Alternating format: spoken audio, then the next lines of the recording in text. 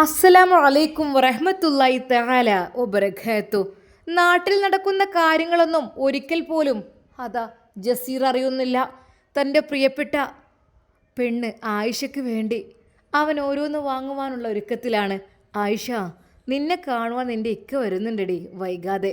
15 ദിവസം ഇവിടെ എങ്ങനെയാണെന്ന് കഴിച്ചു കൂട്ടിയതുപോലെ എനിക്ക് അറിയുന്നില്ല പെണ്ണേ. അതെ, നിന്നെ തേടി ഞാൻ വരുന്നുണ്ട്, അവൻ മനസ്സിൽ വിചാരിച്ചു. ബാംഗ്ലൂരിലെ തിരക്ക് പിടിച്ച ആ ചൂടേറിയ ഉച്ച കഴിഞ്ഞുള്ള സമയം, ട്രെയിനിങ്ങിൻ്റെ അവസാനത്തെ ദിവസവും കഴിഞ്ഞിറങ്ങിയ ജസീറിൻ്റെ മനസ്സിൽ ആകെ ഒരു ആവേശം മാത്രമായിരുന്നു. നാളെ നാളെ അവൻ്റെ പ്രിയപ്പെട്ടവളെ ആയിഷയെ കാണാൻ അവൻ്റെ സ്വന്തം നാട്ടിലേക്ക് വണ്ടി കയറുകയാണ്. കല്യാണത്തിന് മുന്നേയുള്ള അവസാനത്തെ കാത്തിരിപ്പ്, അത്രയും നാളത്തെ അകൽച്ചക്കും കാത്തിരിപ്പിനും ശേഷം അവളെ നേരിൽ കാണുമ്പോഴുള്ള സന്തോഷം ഓർക്കുമ്പോൾ അവന് തന്നെ നെഞ്ചിടിപ്പ് കൂടി. എൻ്റെ ആയിഷയെ കാണാൻ ഞാൻ ചെല്ലുമ്പോഴേ അവളുടെ മുഖത്തൊരു പുഞ്ചിരി ഉണ്ടാവണം. അവൾക്ക് ഞാൻ കൊണ്ടുവരുന്ന സമ്മാനങ്ങൾ കണ്ടിട്ടുള്ള സന്തോഷം അതോർക്കുമ്പോൾ തന്നെ അവൻ്റെ കാലുകൾ വേഗത്തിൽ ചലിച്ചു. തലേ ദിവസം വൈകുന്നേരം ബാംഗ്ലൂരിലെ പ്രശസ്തമായ ആ വലിയ മാർക്കറ്റിലൂടെയുള്ള ജസീറിൻ്റെ ആ യാത്ര തുടങ്ങുകയാണ്. കൃത്യമായ ആ 30 മിനിറ്റ് നീളുന്ന ആ മാർക്കറ്റ് ഷോപ്പിംഗ് യാത്രയിലൂടെ അതാ ജസീർ പോവുകയാണ്. ബാംഗ്ലൂരിലെ തിരക്കേറിയ തെരുവ്, കാറുകളുടെയും ഓട്ടോകളുടെയും ഹോണ്ടകൾക്കിടയിലൂടെ ജസീർ നടന്നു നീങ്ങുകയാണ്. തോളിൽ ചെറിയൊരു ബാഗുണ്ട്. തലേ ദിവസം രാത്രി മുതൽ അവൻ്റെ തലയിൽ ഓടിക്കൊണ്ടിരിക്കുന്ന കാര്യങ്ങൾ അതൊക്കെയാണ്. ആയിഷയ്ക്ക് എന്തൊക്കെ വാങ്ങണം, എൻ്റെ ആയിഷയ്ക്ക് എല്ലാം വാങ്ങണം. അവൾക്ക് ഏറ്റവും പ്രിയപ്പെട്ട നിറം ഏതായിരിക്കും? പച്ചയോ അതോ ആകാശ നീലയോ? ജസീർ തന്നോട് തന്നെ ചോദിച്ചു. അങ്ങനെ അതാ അവൻ മാർക്കറ്റിൻ്റെ മെയിൻ കവാടത്തിലെത്തി. ആളുകളുടെ വലിയ തിരക്ക്, സുഗന്ധദ്രവ്യങ്ങളുടെയും പുതിയ തുണികളുടെയും മണം ആ വായുവിൽ പരന്നു കിടക്കുന്നു. ജസീർ ആശ്വാസത്തോടെ ഒരു ദീർഘനിശ്വാസം എടുത്തു. ശരി, സമയം കളയാനില്ല, കൃത്യമായി എല്ലാ സാധനങ്ങളും വാങ്ങണം. അവൻ മനസ്സിൽ കണക്ക് കൂട്ടി മുന്നോട്ട് നടന്നു. ഇനിയിപ്പോൾ ഉമ്മമാക്ക് അവർക്കും വാങ്ങണം, അതുപോലെ ആയിഷയ്ക്കും അവൾക്കും ഉമ്മാക്കുള്ളതും. പിന്നിപ്പോൾ സഫീറിന് എന്തായാലും ഇക്കാക്ക 15 ദിവസത്തിന് ശേഷം വരില്ലേ, എൻ്റെ കുട്ടിക്കും എന്തെങ്കിലുമൊക്കെ വാങ്ങണം. അങ്ങനെ അതാ ഏറെ പ്രതീക്ഷയോടെ ജസീർ അതുവഴിയെല്ലാം നടന്നു. ആദ്യം അവൻ ചെന്നു കയറിയത് തിളങ്ങുന്ന ചില്ല് കൂട്ടങ്ങളുള്ള ഒരു വളക്കടയിലേക്കാണ്. വിവിധ നിറങ്ങളിലുള്ള ഗ്ലാസ് വളകളും ലോഹവളകളും അവിടെ നിരനിരയായി വെച്ചിട്ടുണ്ട്. കടയിലെ ചേട്ടനോട് ജസീർ പറഞ്ഞു, ചേട്ടാ, നല്ല ഭംഗിയുള്ള കുറച്ച് വളകൾ എടുത്തു തന്നേ. കൈക്കിണങ്ങുന്ന, അല്പം ഫാഷനബിൾ ആയിക്കോട്ടെ, കുഴപ്പമില്ല, കാണാൻ നല്ല ലുക്കും വേണം. വളകൾ ഓരോന്നായി അവൻ കയ്യിലെടുത്ത് നോക്കി. പച്ചയും സ്വർണ്ണ നിറവും ഇടകലർന്ന ഒരു സെറ്റ് അവൻ്റെ കണ്ണിലുടക്കി. അതെൻ്റെ ആയിഷയുടെ കയ്യിൽ കിടക്കുമ്പോഴേ എന്ത് ഭംഗിയായിരിക്കും! ഈ കുപ്പിവള അതിനേക്കാൾ മനോഹരമായിരിക്കും. അതെ, അവൾക്ക് ഞാനന്ന് പൂരത്തിൽ നിന്ന് വാങ്ങിച്ചു നൽകിയ ആ വള അതിനേക്കാൾ മനോഹരമായിരിക്കുന്നു. ഇതെൻ്റെ ആയിഷയുടെ കയ്യിൽ കിടക്കുമ്പോഴേ കൈ നല്ലോണം മൊഞ്ചു കൂടും. അവൻ മനസ്സിൽ കണ്ടു. അവളുടെ കൈകളുടെ അളവ് തൻ്റെ മനസ്സിലുണ്ട്. ഒടുവിൽ സ്വർണ്ണ നിറത്തിലുള്ള കല്ലുകൾ പതിച്ച മനോഹരമായ വളസെറ്റ് അവൻ പാക്കറ്റ് ചെയ്യിപ്പിച്ചു. അതിനൊപ്പം ചെറിയൊരു മാലയും നോക്കി. കഴുത്തിൽ കിടക്കുമ്പോൾ അധികം വലിപ്പമില്ലാത്തതും എന്നാൽ മനോഹരവുമായ ഒരു സിമ്പിളായിട്ടുള്ള ഒരു മാല. ആയിഷയ്ക്ക് വലിയ ആഭരണങ്ങളെക്കാൾ ഇഷ്ടം സിമ്പിളായിട്ടുള്ളതാണ്. അതും അവൻ തിരഞ്ഞെടുത്ത് ബാഗിലേക്ക് വെച്ചു. അടുത്ത ലക്ഷ്യം തുണിക്കടയാണ്. ഒരു വലിയ തുണിക്കടയുടെ പടവുകൾ കയറുമ്പോൾ ജസീറിന് ചെറിയൊരു ടെൻഷനുണ്ടായിരുന്നു. പെട്ടെന്നാണ് അവൻ ഓർത്തത്, അല്ലാ, സുറുമ വാങ്ങിയില്ലല്ലോ അവൾക്ക്. സുറുമ ഇടുമ്പോഴേ എൻ്റെ പെണ്ണ് കൂടുതൽ മനോഹരമായിരിക്കും. പെട്ടെന്ന് തന്നെ അവൻ അതുകൂടി പോയി വാങ്ങി. പിന്നീട് ഡ്രസ്സിൻ്റെ ഷോപ്പിലേക്ക് എത്തി. സർ, എന്ത് വേണം? ജീവനക്കാരൻ വന്ന് ചോദിച്ചു. എനിക്ക് പെൺകുട്ടികൾക്ക് ഇടാൻ പറ്റിയ നല്ലൊരു ചുരിദാർ മെറ്റീരിയൽ വേണം, പിന്നെ ഒപ്പം ഒരു പുള്ളിത്തട്ടവും ഒരു ഷാള് പോലെ. അങ്ങനെ പെൺകുട്ടികൾക്കുള്ള ഏത് ഡ്രസ്സായാലും കുഴപ്പമില്ല. വിവിധ തരം തുണികൾ അവർ മുന്നിൽ കൊണ്ടിട്ടു. കൈകൊണ്ട് തൊട്ട് നോക്കി. ജസീർ ഏറ്റവും നല്ല ക്വാളിറ്റിയുള്ള മെറ്റീരിയൽ തന്നെ തിരഞ്ഞെടുത്തു. കടും നീല നിറത്തിലുള്ള മനോഹരമായ ചുരിദാർ മെറ്റീരിയൽ. അതിൽ വെള്ളയും സിൽവറും കലർന്ന ചെറിയ എംബ്രോയ്ഡറി വർക്കുകളുണ്ട്. ഈ ഡ്രസ്സ് എൻ്റെ ആയിഷ ഇട്ടാലേ കാണാൻ നല്ല രാജകുമാരിയെ പോലെ ഉണ്ടാകും. അവൻ ചിരിച്ചുപോയി. അതെ, അവൾ പ്രഗ്നൻ്റ് ആണല്ലോ. അതുകൊണ്ട് തന്നെ നല്ല രീതിയിലുള്ള റയോൺ മെറ്റീരിയൽ തന്നെ അവൻ തിരഞ്ഞെടുക്കുവാൻ ശ്രമിച്ചു. അതായത് അവൾക്ക് സ്പെഷ്യലായിട്ട് ഒന്ന് ഇടാൻ വേണ്ടിയിട്ട് ഒരു നൈറ്റിയും, അതും നല്ല റയോണിൽ. അടുത്തതായി ഒരു പുള്ളിത്തട്ടം. ആയിഷ എപ്പോഴും പറയുന്നത് നല്ല ഭംഗിയുള്ള പുള്ളികളുള്ള തട്ടങ്ങൾക്ക് വലിയ ഇഷ്ടമാണെന്ന്. ഞാനൊന്ന് വാങ്ങിച്ചു കൊടുത്തപ്പോൾ പാവം ആ പെണ്ണത് ധരിച്ചിരുന്നു. എത്ര മനോഹരമാണ്. തുണിക്കടകളിലെ മാതൃകകളിൽ നിന്ന് ഏറ്റവും ഭംഗിയുള്ള ഒരു പുള്ളിത്തട്ടം അവൻ തിരഞ്ഞെടുത്തു. ഡ്രസ്സിന് കൃത്യമായി ഇണങ്ങുന്ന തട്ടം അവൻ മടക്കി സൂക്ഷിച്ചു വെച്ചു. വസ്ത്രങ്ങളും ആഭരണങ്ങളും വാങ്ങിക്കഴിഞ്ഞപ്പോൾ അടുത്തതായി ചെരുപ്പും ബാഗുമാണ് വേണ്ടത്. അതിനായി അവൻ തൊട്ടടുത്തുള്ള ലെതർ ഗുഡ്സ് ഷോപ്പിലേക്ക് നടന്നു. സമയം കടന്നു പോകുന്നത് ജസീർ അറിയുന്നുണ്ടേയില്ലായിരുന്നു. അവൻ്റെ മനസ്സ് മുഴുവൻ നാളത്തെ യാത്രയിലായിരുന്നു. ഒരു സോഫ്റ്റായ ഹീലില്ലാത്ത ചെരുപ്പ് വേണം, കടക്കാരനോട് അവൻ പറഞ്ഞു. നടക്കുമ്പോൾ കാലിന് ബുദ്ധിമുട്ട് വരാത്ത തരത്തിലുള്ള, എന്നാൽ കാണാൻ അല്പം ഭംഗിയും മനോഹരവുമായൊരു ചെരുപ്പ് അവരെടുത്തു. ആയിഷയുടെ കാൽപാദത്തിൻ്റെ വലിപ്പം ഓർത്തെടുത്ത് കൃത്യമായ സൈസ് തന്നെ അവൻ വാങ്ങി. അതിന് ചേരുന്ന ഒരു ഹാൻഡ് ബാഗും ചെറിയൊരു ഫാഷനബിൾ ബാഗ്. ചെറിയ സാധനങ്ങളൊക്കെ ഇടാലോ, ആ രീതിയിലുള്ള കറുപ്പും ഗോൾഡ് നിറവും കലർന്ന ഒരു അടിപൊളി ബാഗ് അവൻ്റെ കണ്ണിൽ പെട്ടു. ആയിഷ, അതെ, ഇതിട്ട് എൻ്റെ ആയിഷ നടക്കുമ്പോഴെന്ത് ഭംഗിയായിരിക്കും. അവൻ അത് അവൻ്റെ കണ്ണിൽ കണ്ടു. അത് ഉറപ്പിച്ചുകൊണ്ട് അവൻ അതും ബാഗിലാക്കി. ഇനി ഏതാനും മിനിറ്റുകൾ കൂടി മാത്രമേ ബാക്കിയുള്ളൂ. കടയിലെ തിരക്കിൽ നിന്ന് അവൻ പുറത്തേക്കിറങ്ങി. വഴിയിൽ കണ്ട ഒരു ചെറിയ കടയിൽ നിന്ന് അവർക്ക് ഏറ്റവും ഇഷ്ടപ്പെട്ട ചോക്ലേറ്റുകളും കുറച്ച് പൂക്കളും അവൻ വാങ്ങി. ഉമ്മാക്കും വല്യമ്മാക്കുമുള്ള ഡ്രസ്സ് എടുത്തു. അതുപോലെ തൻ്റെ പ്രിയപ്പെട്ട അനിയന് വേണ്ടിയിട്ടും. ആ വലിയ ബാഗിലേക്ക് താൻ തിരഞ്ഞെടുത്ത എല്ലാ സാധനങ്ങളും ഒതുക്കി വെക്കുമ്പോൾ ജസീറിൻ്റെ മുഖത്തൊരു സംതൃപ്തി നിറഞ്ഞ പുഞ്ചിരി ഉണ്ടായിരുന്നു. എന്നാൽ ആ ബാഗിൽ സ്പെഷ്യലായിട്ട് ഒരു കവറിൽ അവൾക്ക് മാത്രമുള്ളത് അവൻ അടുക്കി വെച്ചു. പണവും നൽകി ബാഗുമെടുത്ത് അവൻ റോഡിലേക്ക് ഇറങ്ങി. തൻ്റെ റൂമിലേക്ക് മടങ്ങുന്ന വഴിയിൽ അവൻ ആയിഷയുടെ മുഖമോർത്തു.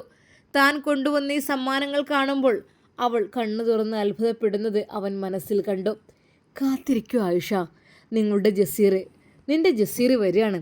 നിന്റെ എല്ലാ സന്തോഷങ്ങളും എൻ്റെ കരളോട് ചേർക്കാൻ.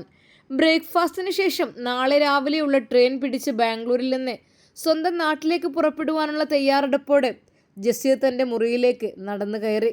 ആ 30 മിനിറ്റിൻ്റെ ഷോപ്പിംഗ് യാത്ര അവനിൽ ഒരു പുതിയ ഉന്മേഷവും സന്തോഷവും നിറച്ചിരുന്നു. സുബിഹി നമസ്കാരത്തിൻ്റെ മനോഹരമായ ഈറനണിഞ്ഞ പുലരി. ബാംഗ്ലൂരിലെ തണുപ്പുള്ള രാവിലെ ജസീർ പതിവിലും നേരത്തെ ഉണർന്നു. ഇന്നത്തെ ദിവസം അവന് ഏറ്റവും വിശേഷപ്പെട്ടതാണ് പ്രിയപ്പെട്ടവൾ ആയിഷയെ കാണുവാനുള്ള യാത്ര. നിസ്കാരം കഴിഞ്ഞ് പ്രാർത്ഥനയോടെ അവൻ യാത്രയ്ക്കുള്ള ഒരുക്കം തുടങ്ങി. തലേ ദിവസം മാർക്കറ്റിൽ നിന്ന് ഏറെ സ്നേഹത്തോടെ വാങ്ങിക്കൂട്ടി വെച്ച സമ്മാനങ്ങളും വലിയ ലഗേജുകളും അവനൊന്നുകൂടി പരിശോധിച്ചു. ഒരു ഓട്ടോ വിളിച്ച് അവൻ നേരെ ബാംഗ്ലൂർ റെയിൽവേ സ്റ്റേഷനിലേക്ക് തിരിച്ചു. പുലർച്ചയുടെ തണുപ്പിൽ റെയിൽവേ സ്റ്റേഷനിൽ നല്ല തിരക്കുണ്ടായിരുന്നു. ഓട്ടോയിൽ നിന്നിറങ്ങി ലഗേജുകളുമായി ജസീർ പ്ലാറ്റ്ഫോമിലേക്ക് നടന്നു. തൻ്റെ ട്രെയിൻ വരാൻ ഇനിയും അല്പസമയം ബാക്കിയുണ്ട്. പ്ലാറ്റ്ഫോമിലെ ആ ഇരുമ്പ് ബെഞ്ചിൽ അവൻ ലഗേജുകൾ വെച്ചിരുന്നു. ചുറ്റും വലിയൊരു ഉണർവ് പ്രകടമാണ്. അപ്പോഴേക്കും ചൂടുള്ള ചായയും കാപ്പിയും പരിപ്പുവടയും കൊണ്ട് ചായ കോഫി എന്ന് പറഞ്ഞുകൊണ്ട് വിൽപ്പനക്കാർ അങ്ങോട്ടും ഇങ്ങോട്ടും നടന്നു പോകുന്നുണ്ട്. ചേട്ടാ, ഒരു ചായ എടുക്കട്ടെ? തൊട്ടടുത്ത് പോയാൽ ചോദിച്ചു. ജസീർ ചെറുപുഞ്ചിരിയോടെ പറഞ്ഞു, വേണ്ട എന്ന്. എന്താ ചേട്ടാ, നമ്മുടെ നോ താങ്ക്സ്. എന്നാൽ അപ്പോഴേക്കും ജസീർ അവൻ്റെ കീശയിൽ നിന്ന് ഒരു നോട്ടെടുത്ത് അദ്ദേഹത്തിന് നീട്ടി. ചായ വേണ്ട, ക്യാഷ് എടുത്തോളൂ. കാരണം രാവിലെ തന്നെ നമ്മുടെ മുമ്പിൽ വന്ന് കൈ നീട്ടിയതല്ലേ, അതുകൊണ്ട്. ആ സമയത്ത് അവൻ വിശപ്പതിനേക്കാൾ മനസ്സ് തൻ്റെ ആയിഷയുടെ മുഖമായിരുന്നു. റബ്ബേ, ആയിഷ എനിക്ക് തരണേ. അപ്പോഴും അവൻ മനസ്സിൽ നിയത്ത് ചെയ്തു. എങ്കിലും നീണ്ട യാത്രയ്ക്ക് മുന്നേയുള്ള ആ ചെറിയ ശാന്തത അവൻ ആസ്വദിച്ചു. അതാ ദൂരെ നിന്ന് സിഗ്നൽ മാറി കൂകി വിളിച്ച് ഒരു വലിയ ഇരുമ്പുയന്ത്രം പ്ലാറ്റ്ഫോമിലേക്ക് പതുക്കെ അടുത്തെത്തി. ജസീർ തൻ്റെ ലഗേജുകൾ ഓരോന്നായി എടുത്തു. താൻ കയറേണ്ട ജനറൽ റിസർവ്ഡ് കോച്ചിന് മുന്നിലേക്ക് നടന്നു. അവൻ റിസർവ് ചെയ്തതായിരുന്നു. തിക്കിലും പെട്ട് അവൻ അകത്തേക്ക് കയറി. നല്ല തിരക്കുണ്ടായിരുന്നു. തനിക്ക് ലഭിച്ച സീറ്റ് കണ്ടെത്തി. വലിയ ബാഗുകൾ സീറ്റിനടിയിലും മുകളിലും റാക്കിലും ഭദ്രമായി വെച്ചു. ട്രെയിൻ സാവധാനം പ്ലാറ്റ്ഫോം വിട്ട് മുന്നോട്ട് നീങ്ങി. ബാംഗ്ലൂരിൻ്റെ വലിയ കെട്ടിടങ്ങളും തെരുവുകളും പിറകിലേക്ക് മാറുന്നത് പോലെ അവൻ ജനൽ വഴി നോക്കിയിരുന്നു. തുടക്കത്തിൽ സഹയാത്രികരോട് വലിയ സംസാരമൊന്നും ഉണ്ടായിരുന്നില്ല. എല്ലാവരും അതത് ചിന്തകളിലും ഉറക്കത്തിലുമായിരുന്നു. ജസീർ പുറത്തേക്ക് നോക്കിയപ്പോൾ അവിടെ തൻ്റെ ആയിഷ തന്നെ നോക്കി ചിരിക്കുന്നുണ്ട് എന്നൊരു തോന്നൽ. ട്രെയിൻ കുറേ ദൂരം പിന്നിട്ടു. വെയിൽ പരന്നു തുടങ്ങി. ട്രെയിനിൻ്റെ താളത്തിലുള്ള ശബ്ദവും പുറത്തെ കാഴ്ചകളും കണ്ടുകൊണ്ടിരുന്ന ജസീറിൻ്റെ അടുത്തുള്ള ഒരു ചേട്ടൻ ചോദിച്ചു, മോൻ എങ്ങോട്ട് യാത്ര? അതൊരു ചെറിയ സംഭാഷണത്തിന് തുടക്കമായി. അങ്ങനെ പതിയെ പതിയെ ജസീർ സംസാരിച്ചു തുടങ്ങി. തൻ്റെ വിശേഷങ്ങളും ട്രെയിനിങ്ങിൻ്റെ കാര്യങ്ങളും അവൻ പങ്കുവച്ചു. ഒപ്പം നാട്ടിലേക്ക് പോകുന്നതിൻ്റെ സന്തോഷവും അവൻ്റെ വാക്കുകളിലുണ്ടായിരുന്നു.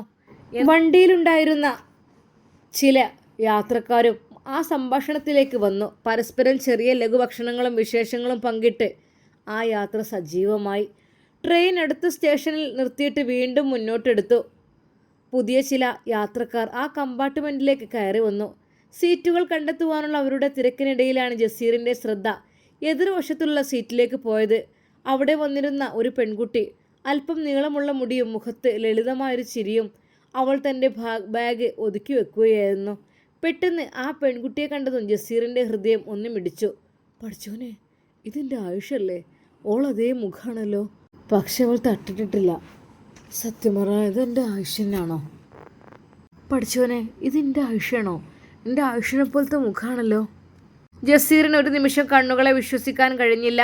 അവൾ ധരിച്ചിരിക്കുന്ന വസ്ത്രത്തിൻ്റെ ശൈലിയും മുഖത്തെ ആ ഭാവവും കൃത്യം തൻ്റെ പ്രിയപ്പെട്ട ആയുഷയെപ്പോലെ തന്നെ തോന്നി. അവൻ്റെ ശ്വാസം ഒന്ന് നിന്നു പോയി. അവൾ എങ്ങനെ ഇവിടെ വന്നു?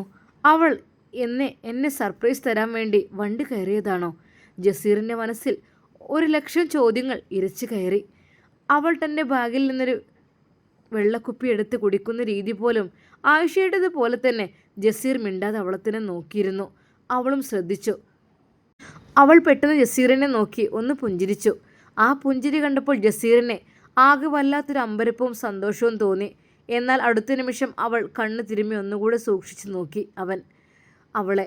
ഇല്ല, അതൊരു തോന്നലായിരുന്നു. ആയിഷയുടെ അതേ മുഖച്ഛായുള്ള മറ്റൊരു പെൺകുട്ടി. രൂപത്തിലും ഭാവത്തിലും എവിടെയോ ഒരു ചെറിയൊരു സാദൃശ്യം ഉണ്ടെന്നല്ലാതെ ഇത് ആയിഷയല്ല. ജസീറിന് പെട്ടെന്ന് തന്നോട് തന്നെ ചിരി വന്നു.